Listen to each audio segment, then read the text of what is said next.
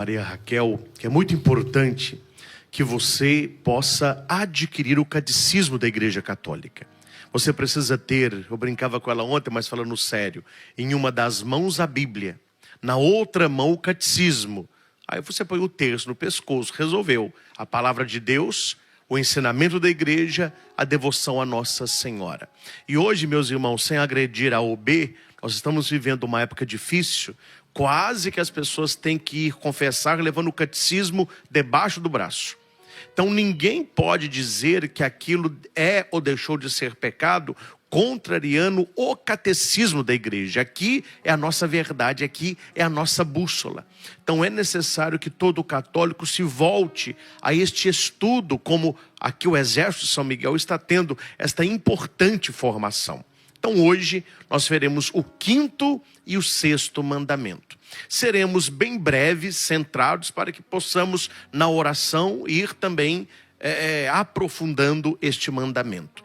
No Catecismo da Igreja, o 5º mandamento começa no parágrafo 2258 e seguintes. E ele diz assim, Êxodo 20:13, não matarás.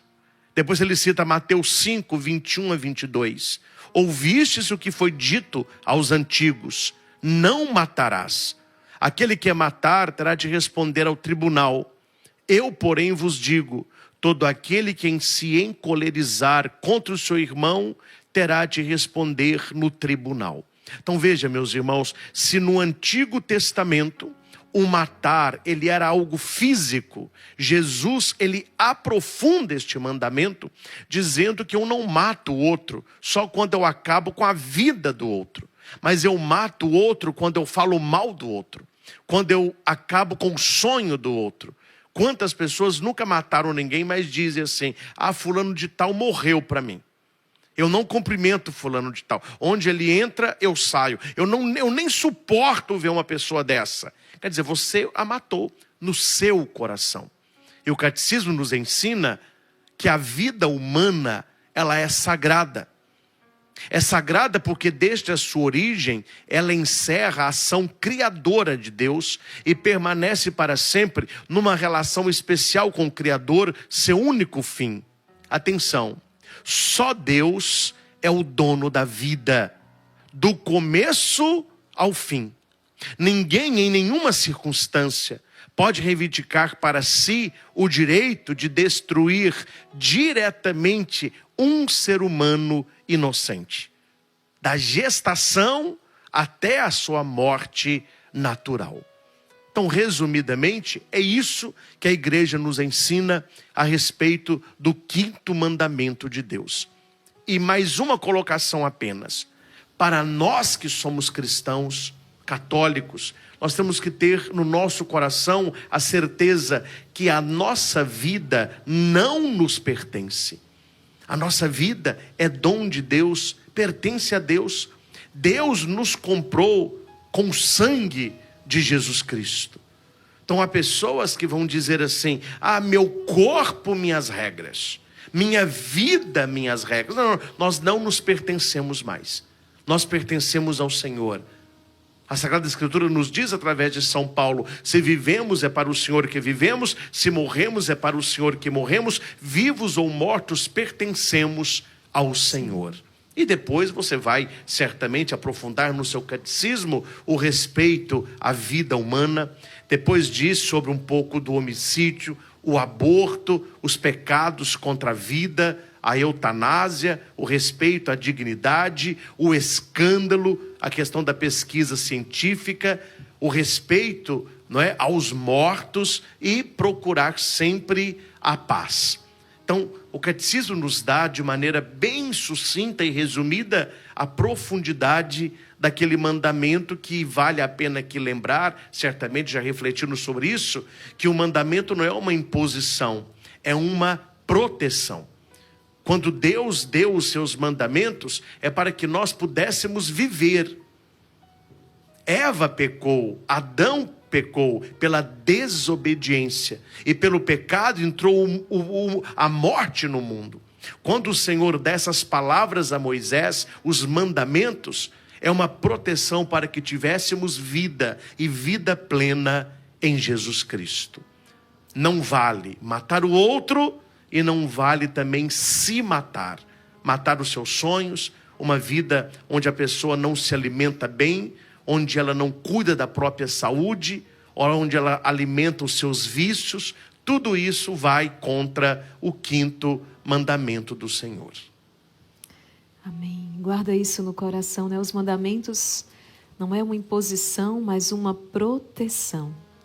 Você aprendeu sobre o 5º mandamento, não matarás. Guarda no coração, porque nós vamos em seguida, né, lançar alguns questionamentos que vão te ajudar a identificar. Porque muitas vezes as pessoas dizem assim, né, Padre Christian? Não, esse mandamento aqui eu nunca faltei para com ele. Não matarás, isso aqui eu não posso ser imputado nesse aqui. Até, mas irmã, vamos não cortando a descobrir. senhora, as pessoas que confessam assim superficialmente, Sim. até a confissão um pouco antiga, as pessoas falavam assim, o mineiro sabe disso, padre, eu não matei e não roubei. Quer dizer, aí quando você fala, não, você não matou, vamos analisar. A pessoa, padre, eu matei muito durante a minha vida, né?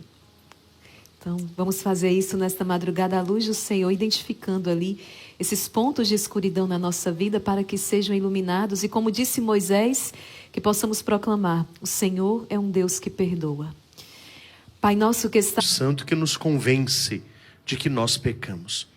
É o Espírito Santo que nos leva com humildade a nos colocarmos na presença do Senhor como o rei Davi. Foi contra Deus que eu pequei. O mal que eu causei me afastou do Senhor. Então, para nos ajudar, algumas questões. Eu causei morte ou lesão física de alguém por ação própria, participação, instigação, conselho, consentimento ou silêncio?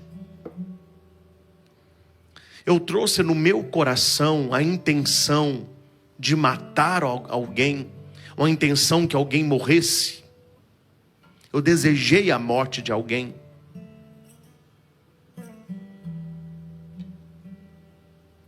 Aqui vem a questão do aborto. Você já realizou um aborto? Você já incentivou alguém a abortar? Você participou direta ou indiretamente de um aborto?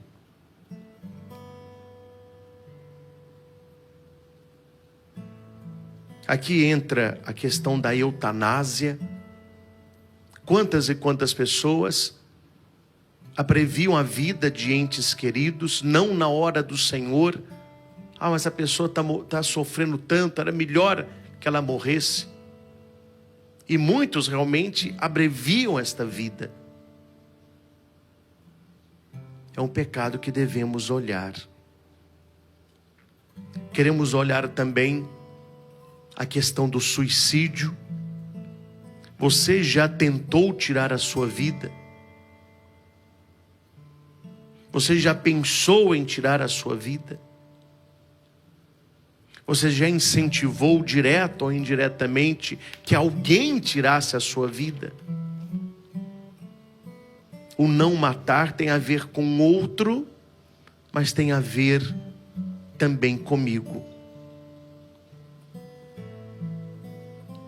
Então peça ao Senhor que nesses aqui colocados, e aqui a gente pode lembrar também a questão das brigas, das rixas, do ódio, desejo de vingança, tudo isso envolve este mandamento.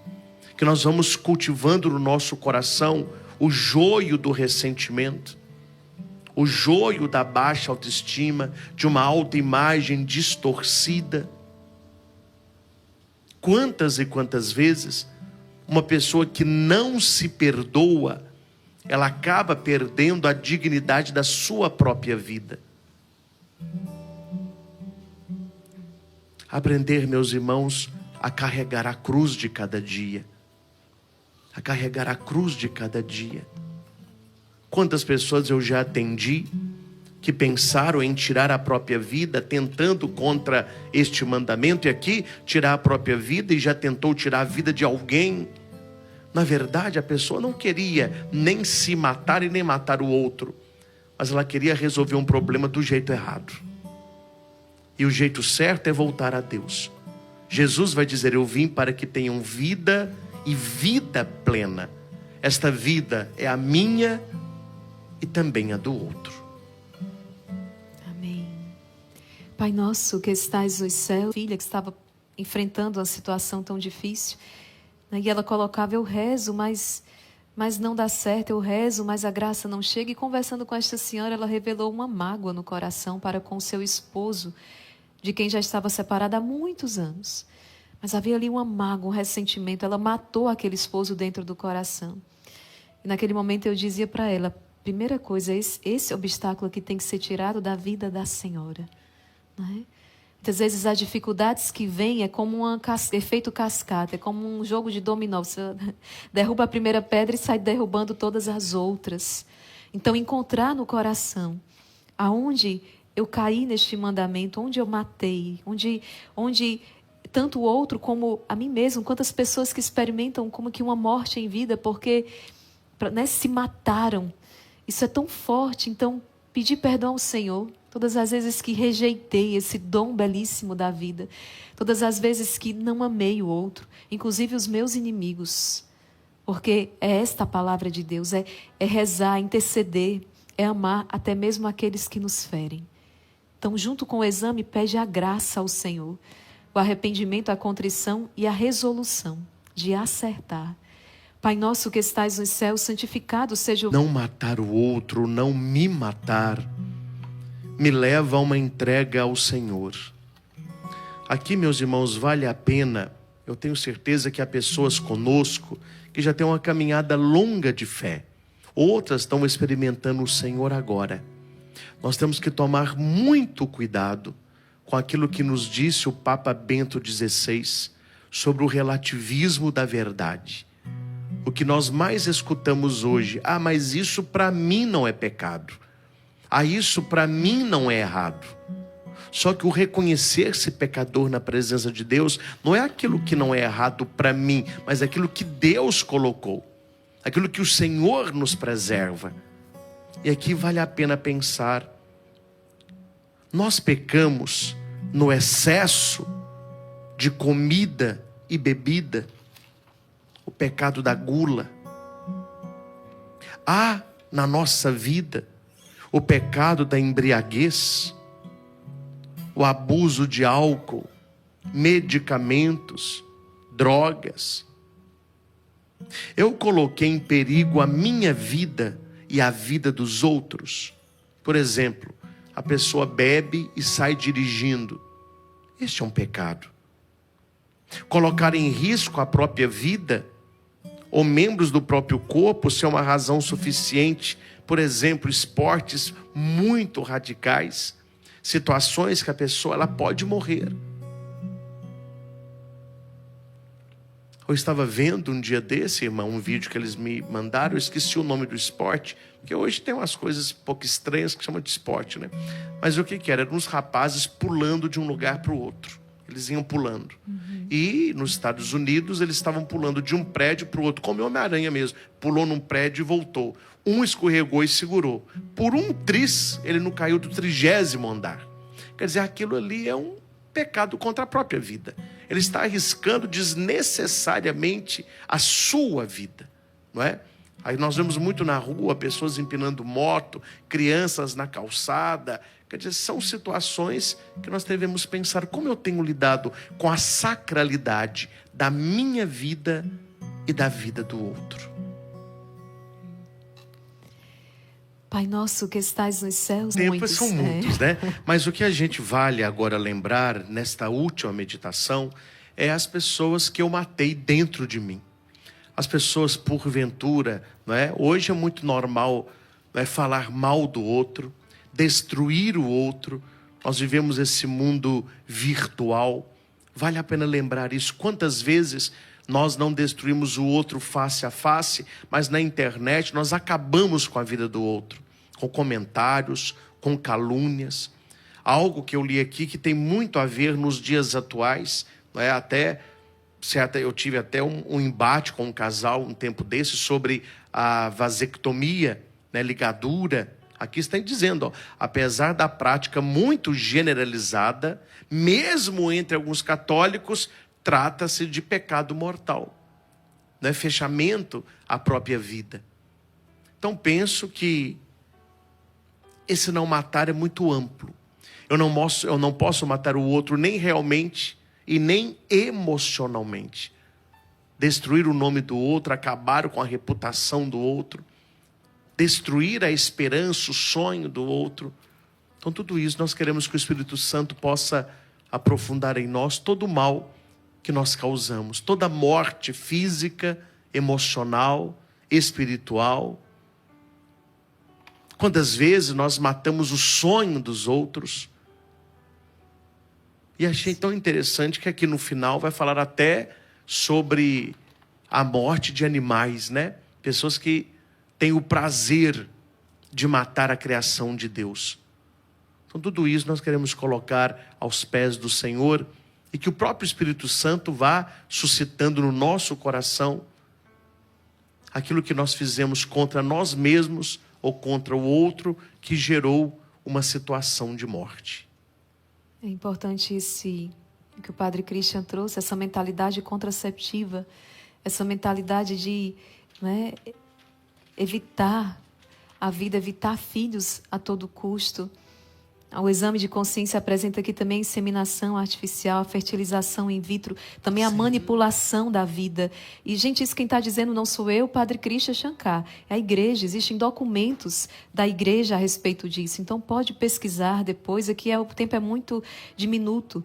Mas é a própria igreja que se posiciona. Então, trata-se de um pecado mortal, seja, não é, se posicionar de maneira contrária à vida, evitando os filhos que Deus deseja enviar, ou até mesmo manipulando a vida. Hoje está essa manipulação, não é? Então, é importante parar e refletir sobre isso, se debruçar. Se você também tem dúvidas, procure, leia o que a igreja diz. Existe todo um embasamento, não é? E é importante para que possamos andar na luz de Deus.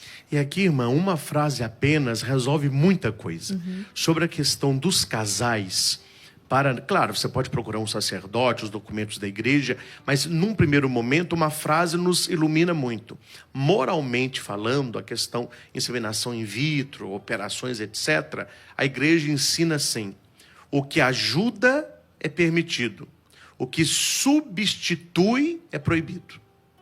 Pode repetir, padre? O que ajuda é permitido, o que substitui é proibido. Se é uma ajuda para que o casal possa conceber, uma ajuda é permitido. O problema é que esses métodos substituem. Ele substitui aquela união natural do homem e da mulher. Então aquilo que é uma substituição é proibido. Aquilo que é uma ajuda é permitido. Essa frase nos ajuda, né? Quer dizer, é uma ajuda que a ciência vai me dar?